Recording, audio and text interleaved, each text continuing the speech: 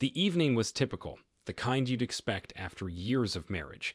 Comfortable, familiar, yet filled with small joys that made life seem just right. Linda and I were in our kitchen, a space that had witnessed countless meals and conversations, the heart of our home. "I still can't believe you got that promotion, Lynn," I said, passing her a plate of freshly grilled chicken. "You've worked so hard for this." Linda smiled, her eyes lighting up the way they always did when she talked about her job. "It still feels surreal, Dave, but I couldn't have done it without your support." I watched her as she moved around the kitchen, her ease and grace never ceasing to amaze me. She was more than my wife. She was my partner in every sense of the word. We built our lives together, brick by brick, from those carefree college days to the bustling life we now led. Our conversation meandered from work to plans for the weekend, the comfort of our routine wrapping around us like a warm blanket. But amidst the talk, I couldn't shake off a subtle change in Linda. It was nothing overt, just a fleeting look here, a moment of distraction there. Maybe it was the stress of her new role, I reasoned, trying to brush off the uneasy feeling creeping into my thoughts. Later, as we settled on the couch, Linda resting her head on my shoulder, I thought back to the day we met. It was a college literature class, and I'd been immediately struck by her insightful comments and the lively spark in her eyes. That spark had only grown brighter over the years, guiding us through life's ups and downs. "Do you ever think about those early days?" I asked, my fingers absent-mindedly playing with her hair. "All the time," she replied, her voice soft. "We were just kids, but we had dreams, and look at us now." I smiled, but the smile didn't reach as deep as it usually did. There was that hint of something unspoken in the air, a thin veil that I couldn't quite place. As the evening wore on, Linda received a phone call. She glanced at the screen, hesitated for a fraction of a second, and then excused herself to take it in the other room. I tried not to think much of it, but the seed of doubt was already sown. Lying in bed that night, I found myself staring at the ceiling, Linda's gentle breathing a steady rhythm beside me. Our life was good, better than I'd ever dreamed, yet the unease I felt was like a small stone in my shoe, impossible to ignore. I pushed the feeling away, telling myself it was just the stress of our busy lives, nothing more. But deep down, I couldn't shake the feeling that something was about to change, something that could upend the comfortable world we built together. I closed my eyes, hoping for sleep to wash away the doubts, but they clung to me, stubborn and unyielding. The next morning greeted us with the usual hustle. The aroma of coffee filled the kitchen as we prepared for the day ahead. Linda, in her crisp business attire, looked every bit the successful executive she was. "Big day at the office?" I asked, handing her a cup of coffee. "Yeah, a lot of meetings. You know, with the new position comes new responsibilities," she replied, her voice carrying a hint of something I couldn't quite decipher. I nodded, understanding the weight of her words. Our careers had always been a source of pride for us, a testament to the hard work we put in. I watched her for a moment, the way she flipped through her phone, responding to emails with swift taps. The efficiency was admirable, yet it also felt like a barrier, a wall that hadn't been there before. As Linda left for work, I couldn't shake off the feeling that the distance between us was growing, not in leaps, but in small, almost imperceptible steps. The day dragged on, my mind often wandering back to Linda, to the unspoken tension that seemed to be taking root in our lives. That evening, when Linda returned, her face was etched with fatigue. We talked over dinner, but the conversation felt strained, like we were both avoiding something lurking beneath the surface. I wanted to ask if everything was all right, but the words stayed lodged in my throat, held back by a mix of apprehension and denial. Later, as we sat watching television, Linda's phone buzzed. She glanced at it, a frown momentarily crossing her face, before she masked it with a neutral expression. "Everything okay?" I ventured. "Just work stuff," she replied quickly, a little too quickly. "Nothing to worry about."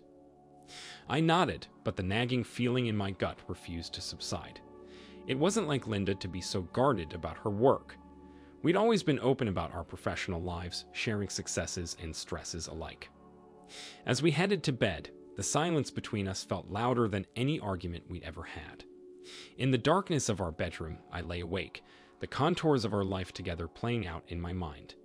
The happiness, the challenges, the unspoken promises we'd made to each other. But now, there was a crack in that foundation, so small yet so significant. It was like standing on the edge of a cliff, the ground stable yet with the knowledge that a single step could change everything. I turned to look at Linda, her face peaceful in sleep. The love I felt for her was as strong as ever, but it was now tinged with a sense of foreboding. Something was changing, shifting beneath the surface of our life, and I couldn't help but feel that we were on the brink of something, a revelation that could shatter the very essence of our world. As sleep finally claimed me, I hoped for clarity, for the strength to face whatever was coming our way. But deep down, I knew that some truths, once uncovered, have the power to change everything. And I was afraid, not of the truth itself, but of what it might mean for the life we built, for the love that had been the cornerstone of our existence. The next few days passed in a blur of routine and unspoken questions. Work kept me busy, but my thoughts constantly drifted back to Linda. I tried to convince myself that I was overthinking, that it was just the stress of her new job causing the distance between us. Then, one evening, as I sat scrolling through emails on my laptop, my phone buzzed with a message from an unknown number. Curiosity piqued. I opened it, my eyes scanning the anonymous text. "Your wife is not being honest with you. Check her relationship with her intern, Tom." A cold knot formed in my stomach. It had to be a joke, or maybe someone's idea of a cruel prank. But why, and who would send something like this? I stared at the screen, the words blurring as a cocktail of emotions surged through me: confusion, disbelief, and a growing sense of dread. I decided to confront Linda about it when she got home. The wait was agonizing, each tick of the clock amplifying my anxiety. When she finally walked through the door, my heart pounded in my chest. "Linda, we need to talk," I said, my voice steady despite the turmoil inside me. She looked at me, surprise flickering in her eyes. "What's wrong, Dave?" I held up my phone, showing her the message. Her expression shifted from surprise to confusion, then to what looked like fear. "Dave, this is ridiculous. You know I would never. It's just someone trying to stir up trouble," she said, her voice a mix of defensiveness and reassurance. I wanted to believe her, to dismiss the message as a baseless accusation. But the seed of doubt had been planted, and it was growing, fed by the recent changes in her behavior. "I trust you, Lynn," I replied, "but this message, it's unsettling. Can you at least explain who Tom is?" She sighed, running a hand through her hair. "Tom's just an intern, nothing more. I'll clear this up at work tomorrow. Don't worry about it." I nodded, trying to quell the unease in my heart. We spent the rest of the evening in a strained silence, the weight of unspoken fears hanging heavy between us. The following day, I couldn't shake the feeling that I needed to know more. The message, Linda's reaction, the subtle changes in her, it all pointed to something hidden beneath the surface. I decided to surprise Linda with lunch at her office, a gesture of goodwill, but also a chance to meet this intern Tom. As I approached her office building, my resolve wavered. Was I being paranoid? What if this was all just a misunderstanding? But I had to know, for the sake of our marriage, for my peace of mind. I checked in at the reception and made my way to Linda's office. The corridor was quiet, the muted sounds of an office at work filtering through the air. When I reached her door, I paused, taking a deep breath before knocking. "Come in," Linda's voice called from inside. I opened the door, stepping into her world, a space I had visited many times but now felt different, charged with an undercurrent of tension. Linda looked up, surprise registering on her face.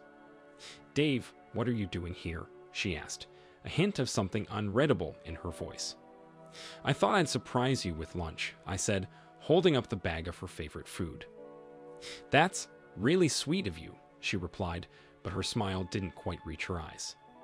It was then that I noticed him, a young man, barely in his 20s, standing awkwardly by the desk. He was good-looking, with a nervous energy about him. Our eyes met, and I saw a flicker of something, fear maybe, or guilt. "Linda, aren't you going to introduce us?"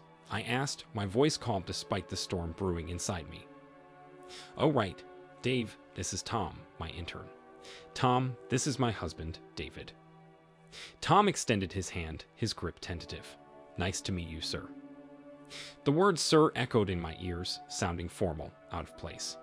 I studied Tom, trying to read him, to understand the dynamics of their relationship. But there was nothing overt, just a feeling, an intuition that something was not right. We made small talk, an awkward dance of words and glances. I could feel the tension in the room, a tangible presence that seemed to suffocate the air. After a few minutes, I made my excuses and left, my mind racing with thoughts and suspicions. As I walked away from her office, the locked door, Tom's nervousness, Linda's strained smile, it all painted a picture I was afraid to see in its entirety. That night, I lay in bed, the darkness a blanket over my swirling thoughts. I had to know the truth, no matter how painful it might be. The anonymous message, the visit to her office, the pieces were starting to form a disturbing pattern. I decided then that I would find out the truth, for better or for worse. I would confront the shadows lurking in our marriage and face whatever consequences they might bring. Restless, I rose early the next morning, my mind a labyrinth of doubts and fears. The house was silent, Linda still asleep. I made coffee, the familiar routine offering little comfort. As I sat at the kitchen table, the anonymous text burned in my mind. Who sent it? Why? I couldn't ignore the gnawing suspicion that had taken root. I needed answers, but I also feared what those answers might reveal. My marriage, my trust in Linda, our entire life together, it all felt like it was hanging by a thread. Later that day, while Linda was at work, I found myself staring at my phone, the number of the coworker who had sent the anonymous message, saved but not yet called. Taking a deep breath, I dialed the number, my heart pounding. The voice on the other end was cautious, hesitant. Hello? Hi, I'm David, Linda's husband. You sent me a message about her, and an intern, I said, trying to keep my voice steady. There was a pause, a moment of indecision. Then, yes, I thought you should know. I'm sorry to be the one to tell you this, but something's going on between Linda and Tom. It's been the talk of the office. The words hit me like a physical blow. It wasn't just a baseless accusation. It was being talked about by others. The reality of the situation began to sink in, each word a confirmation of my worst fears. I need to know the truth, I said, a resolve settling over me. Can you help me? I can try. I'll let you know if I find out anything more. We ended the call, and I was left with a sense of impending doom. The rest of the day passed in haze, my actions mechanical, my thoughts a whirlwind of confusion and hurt. That evening, Linda was late coming home, citing a last-minute Zoom meeting that had run over. I watched her, trying to find the woman I married in her strained smiles and tired eyes. Over the next few days, I became more observant, more aware. Linda's behavior, her late nights, her guardedness with her phone, it all seemed to point to one heart-wrenching conclusion. Then, one afternoon, the coworker called me back. There's a meeting tonight at the office. Linda and Tom will be there. I think this might be your chance to see for yourself. The thought of catching them in the act was both terrifying and necessary. I needed to know to see with my own eyes. That evening, I drove to her office, the coworker's instructions echoing in my mind. The office was quiet, most employees having left for the day. I made my way to Linda's floor, my heart in my throat. The coworker met me there, a sympathetic look in their eyes. We approached Linda's office, the lights inside dimmed. Through the partially opened door, I saw them, Linda and Tom, close, too close, their actions unmistakable. The world seemed to stop, the floor dropping away beneath me. The truth was right there, undeniable, shattering the last of my denial. I stepped back, a silent observer to the betrayal that had been hiding in plain sight. The pain was sharp, a visceral ache that spread through my entire being.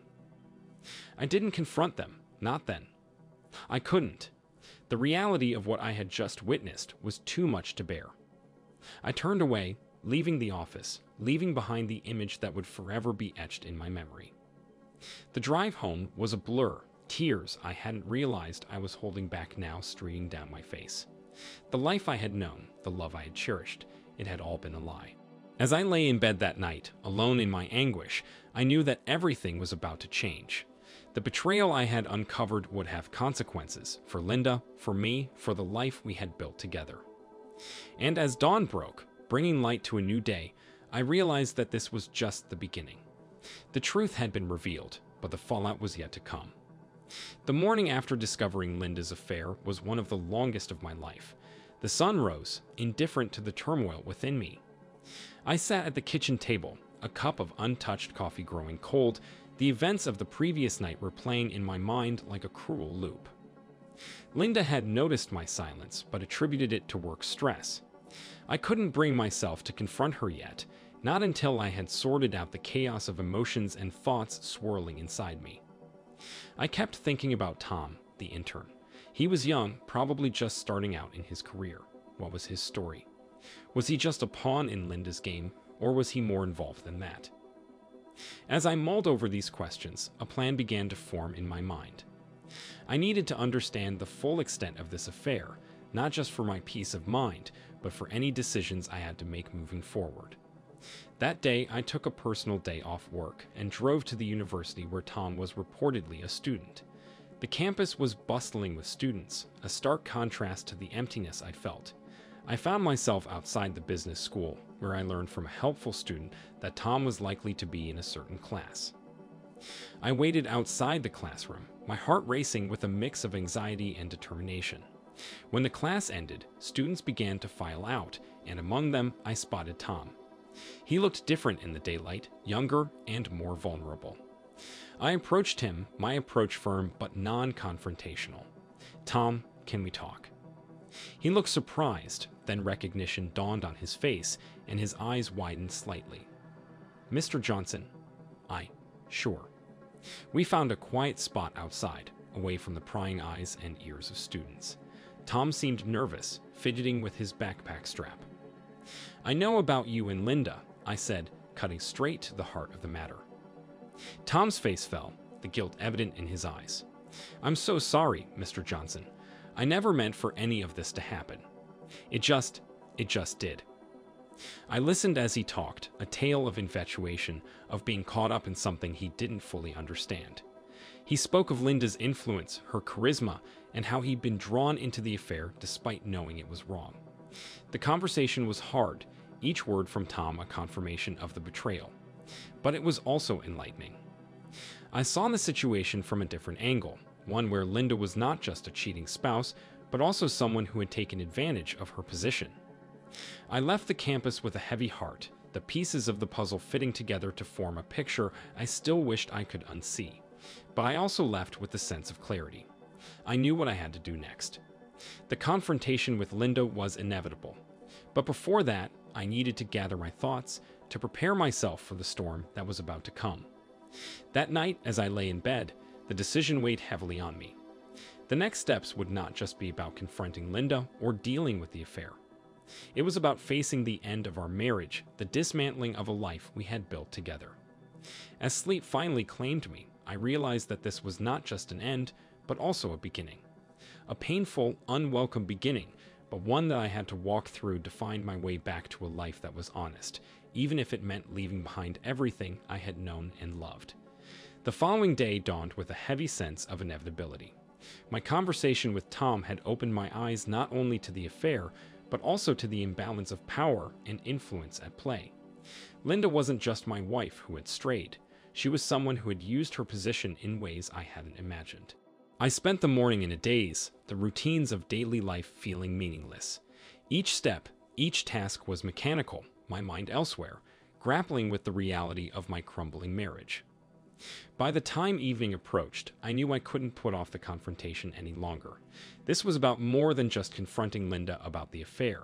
It was about seeking answers to questions that had been haunting me since the revelation. Linda arrived home later than usual, her face weary. She smiled when she saw me, but the smile didn't quite reach her eyes.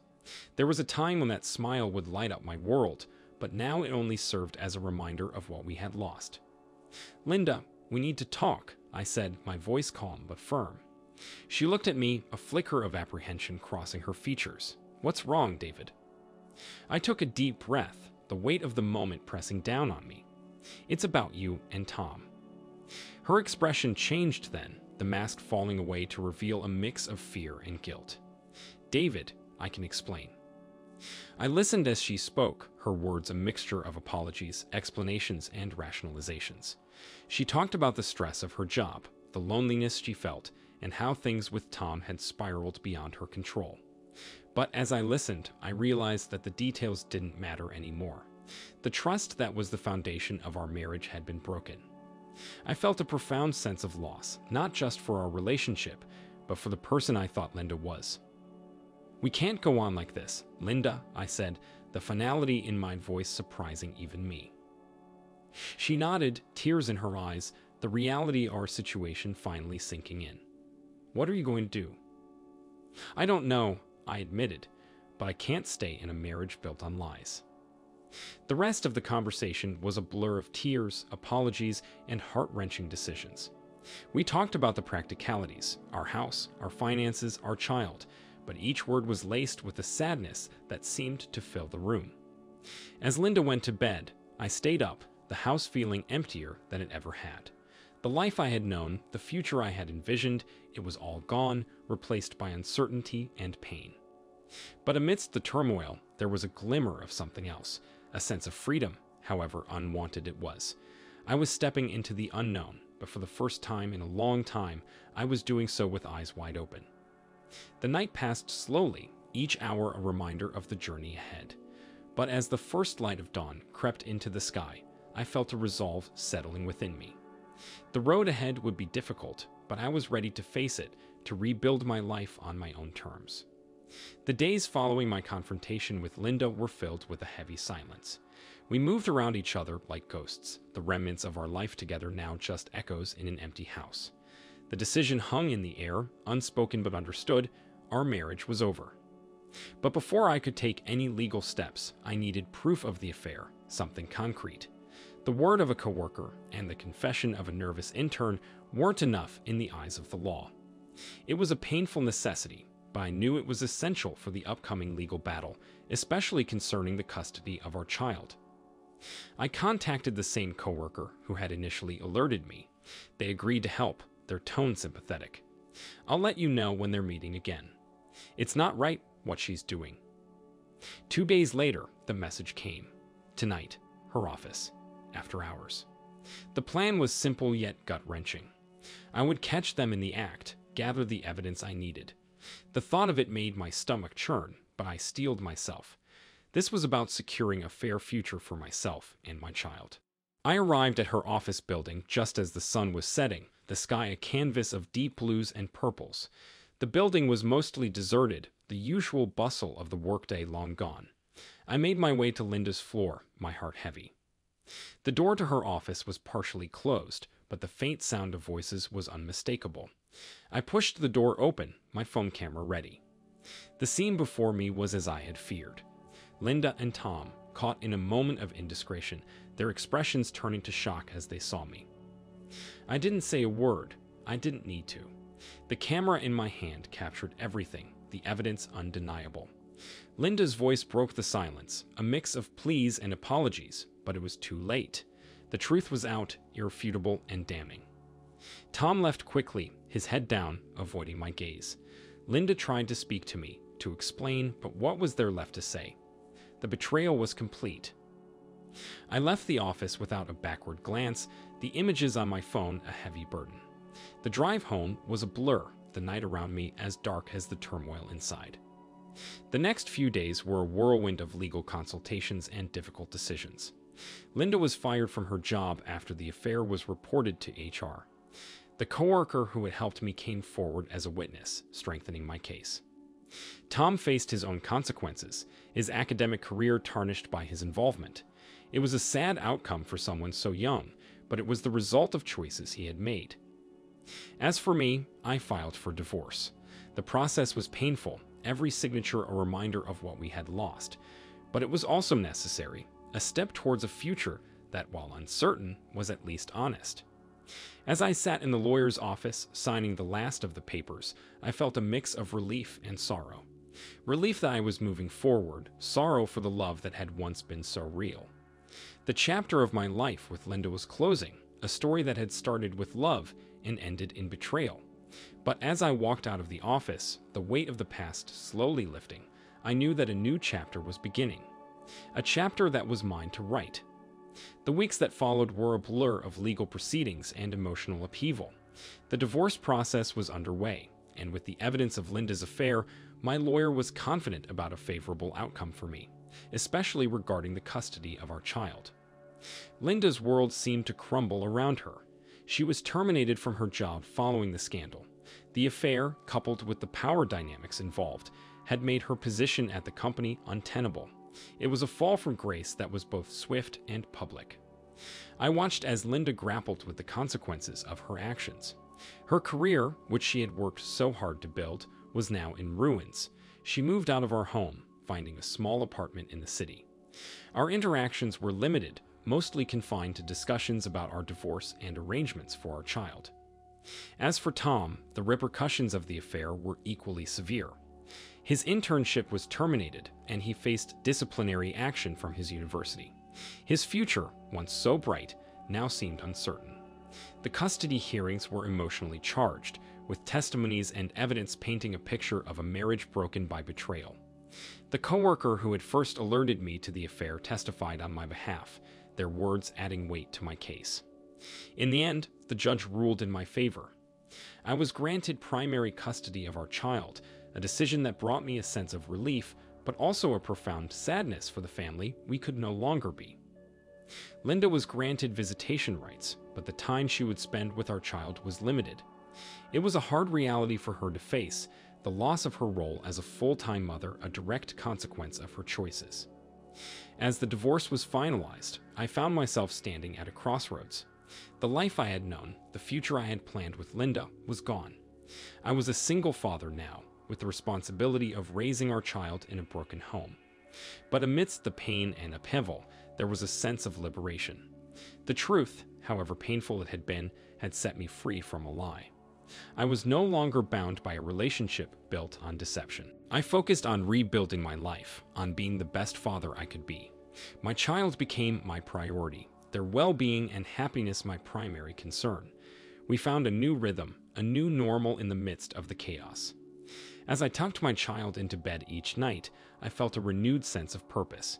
The path ahead was uncertain, filled with challenges and new beginnings, but I was ready to face it, armed with the knowledge that honesty and integrity were the cornerstones of the new life I was building. The chapter of my marriage had ended, but a new chapter was unfolding, one of healing, growth, and newfound strength. The day the divorce was finalized felt surreal. I sat in the lawyer's office, a mix of legal documents and formalities laid out before me. Each signature was a step away from my past, a closure of a chapter filled with both love and pain.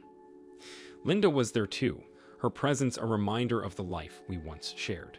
The proceedings were civil, yet the air was heavy with unspoken words and memories. When it was all over, there was a sense of finality, a line drawn under a relationship that had spanned over a decade.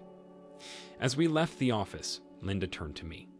"David, I'm so sorry for everything," she said, her voice tinged with regret. I looked at her, seeing not just the woman who had betrayed me, but also the person I had once loved deeply. "I know, Linda, I wish things could have been different." Our paths diverged that day, each of us stepping into a future that was uncertain and solitary. For Linda, it was a journey of redemption, of facing the consequences of her actions and rebuilding her life from the ashes of her career and marriage. For me, it was a journey of healing and rediscovery. The pain of the betrayal still lingered, but it was slowly being replaced by a sense of empowerment and resilience. I had survived the storm, and in its wake, I found a strength I didn't know I possessed. The following months were a time of adjustment. My child and I settled into a new routine, our bond growing stronger in the face of adversity. I watched them adapt and thrive, their resilience a source of inspiration for me. In the quiet moments, I often reflected on my marriage with Linda. There was anger and hurt, but also a recognition of the good times we had shared. The love that had once been the foundation of our life together had faded, but it had taught me valuable lessons about trust, forgiveness, and the complexities of the human heart. As the dust settled, I started to rebuild my social life, reconnecting with old friends and making new ones. I even began to explore the possibility of dating again, the thought both daunting and exciting. Linda and I maintained a cordial relationship, mostly for the sake of our child. We were no longer husband and wife, but we were still parents, a responsibility we both took seriously. Our interactions, though limited, were respectful, a testament to the maturity and understanding that had emerged from the ashes of our failed marriage. As the final chapter of my divorce closed, I found myself standing on the threshold of a new beginning. The betrayal had shattered my world, but it had also opened the door to new possibilities. I had learned that life is unpredictable, that pain and joy can come from the most unexpected places. But most importantly, I had learned that from the depths of despair can come growth, strength, and a renewed appreciation for the moments that truly matter. The road ahead was filled with challenges, but it was also brimming with hope. I was ready to embrace whatever the future held, to live a life defined not by my past, but by the choices I made in the present. And so, with a heart that was healing and a spirit that was growing stronger each day, I stepped forward into the new chapter of my life, ready to face it with courage, grace, and a newfound sense of peace. A year had passed since the divorce was finalized. In that time, my life had undergone a transformation, a journey from the depths of betrayal to the gradual rebuilding of a new existence. I stood in the park, watching my child play in the autumn leaves, their laughter a balm to my soul. They had adapted to our new life with a resilience that filled me with pride. We had grown closer, our bond strengthened by the challenges we had faced together. Linda had also moved on in her own way. She had found a new job, though not as prestigious as her previous position. Our interactions were few, but when they did occur, there was a sense of mutual respect and understanding. The pain of the past had given way to a tentative acceptance of our new realities. I had learned to embrace the role of a single father, finding joy in the small moments and the everyday adventures of parenting. My child was my priority, and every decision I made was with their best interest in mind. Professionally, I had taken strides as well. The upheaval in my personal life had led me to reevaluate my career goals. I took a leap of faith, starting a small business that had been a dream of mine for years. It was hard work, but it was fulfilling in a way my previous job had never been. In terms of my personal life, I had cautiously stepped back into the world of dating. It was a daunting experience, but I had learned that opening my heart to new possibilities was a part of moving forward. I had met someone, a woman who understood my past and shared my hopes for the future. It was still early days, but there was a promise of something meaningful. As I reflected on the journey I had been through, I realized that the betrayal had been a catalyst for growth. It had forced me to reevaluate my life, my values, and my expectations. I had learned about the importance of trust, the resilience of the human spirit, and the power of forgiveness. Forgiveness had been a crucial part of my healing process. Forgiving Linda was not about condoning her actions, but about freeing myself from the chains of anger and bitterness. It was a gift I had given myself, a key to moving forward with peace and hope. The path I had walked was not easy, but it had led me to a place of greater understanding and acceptance. I had discovered a strength I never knew I had and a capacity for change that was empowering. As I watched the sunset, casting a golden glow over the park, I felt a sense of contentment. The future was still uncertain, but it was filled with possibilities. I had emerged from the storm of betrayal with a clearer sense of who I was and what I wanted from life. And in that moment, I knew that no matter what the future held, I was ready to face it with courage, optimism, and an open heart.